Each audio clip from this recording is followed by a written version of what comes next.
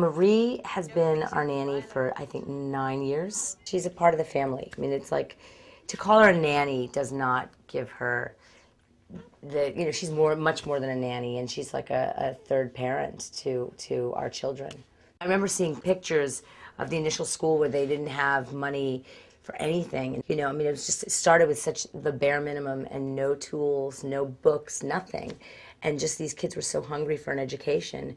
And not only that, they were hungry for actual food. I mean, so it was like this one person who's a nanny in another country halfway around the world is feeding and educating all these children that don't have parents, that don't have running water, that don't have shoes. I mean, it's just remarkable how she has done this on her own. I mean, she is a hero. I never mentioned that I work for Ricky Lake at all, and I felt that even mentioning on the foundation, since I have a foundation, if I mentioned it on, like, say, my website, I work for Ricky Lake, people would say, oh, she works for Ricky Lake, oh, she's okay, she has, people are helping her, and Ricky must be helping her. Ricky gives me birthday presents, and she's very supportive of my course, and will give me a nice bonus, and donated for children's uniforms for this coming year. But my daily work that I'm doing, the money that I send home, that is what I'm sending. It doesn't matter who I'm working for, I still would be doing what I'm doing today.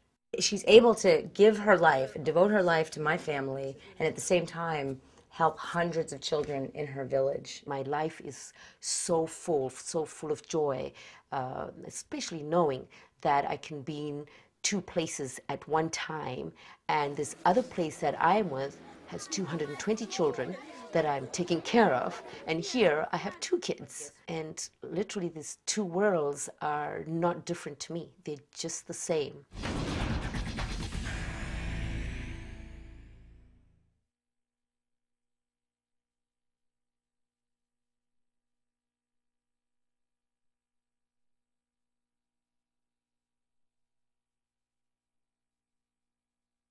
We didn't have coloring pencils and crayons until just recently, which when we did give the coloring pencils out, a boy showed us what a potential it is for him, because the artwork he's doing just surprised us. We're going to tell you a story about Kalulu. You know Kalulu is the smallest animal in the jungle, all right? Yes. His dream is to come and land at Jacaranda with fellow children, see? With his fellow children, okay?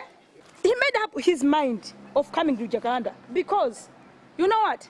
Kalulu wants to come to Jacaranda to learn with people, with fellow friends at Jacaranda because... So Kalulu is telling his friends, you know what, there's a school up there. I think it's called Jacaranda School.